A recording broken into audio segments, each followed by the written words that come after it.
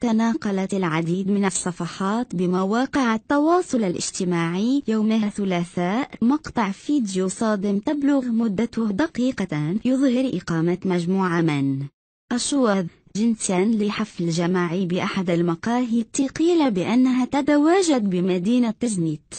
وفي تفاصيل هذا الفيديو المثير الذي يظهر شباب يرقصون بطريقة شاذة ويقومون بحركات نسائية، فقد كشف ناشرو الفيديو أن الأمر يتعلق بحفلة أقامها مثليون وشواذ داخل قبو تحت أرضي لأحد المقاهي بأحد الأحياء العتيقة بمدينة تزنيت.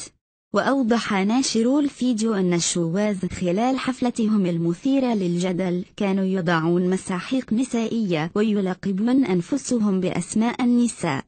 وتفاعل بعض النشطاء مع هذا الفيديو المثير، حيث أكد الجميع عن غضبهم واستيائهم الشديد لإقامة مثل هذه الحفلات الشاذة، داعٍ المصالح الأمنية التدخل بقوة لوضع حد لمثل هذه التصرفات التي تعتبر خادشة للحياء ومهينة للمجتمع المغربي الإسلامي المحافظ، خاصة أن هذه الحفلة تزامنت مع اقتراب شهر رمضان الكريم.